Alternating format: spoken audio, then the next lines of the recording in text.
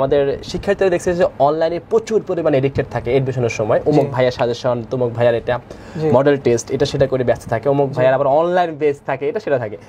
তুমি কি অনলাইনে এডিক্টেড ছিলা এডমিশনে? ফ্র্যাঙ্কলি স্পিকিং আমার হচ্ছে জীবনের প্রথম স্মার্টফোন আমি এই ঈদে কিনেছি, ঈদের দিন রাত্রেবেলা। মানে ঢাকা ভার্সিটিতে চান্স পাওয়ার পরে? ঢাকা ভার্সিটিতে চান্স পাওয়ার পরে গিফট হিসেবে আমাকে দিয়েছে বাসার থেকে। এর আগে আমার ওই যে ছোট্ট একটা স্যামসাং এর যে গুরু মিউজিক ফোন থাকে, ওই শুধু কল রিসিভ করা যায়, আমার ওই ফোন ছিল।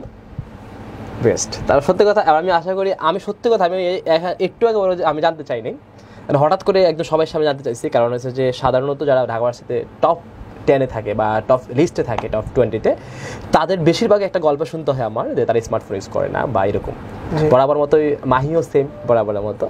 কারণটা হচ্ছে যে আমি এই বছর যারা গুচ্ছতে যে ফার্স্ট হয়েছে লামিয়া, তার কথা বলছি, সেও স্মার্টফোন ইউজ করেনি, বাটন ফোন একটা ছিল তাও তার মার কাছে থাকতো বেশিরভাগ সময়।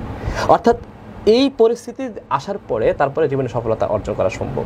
যারা আগে স্মার্ট হয়ে যায় তারা কি ভার্সিটিতে যাই স্মার্ট হওয়ার সে সম্ভাবনা আছে?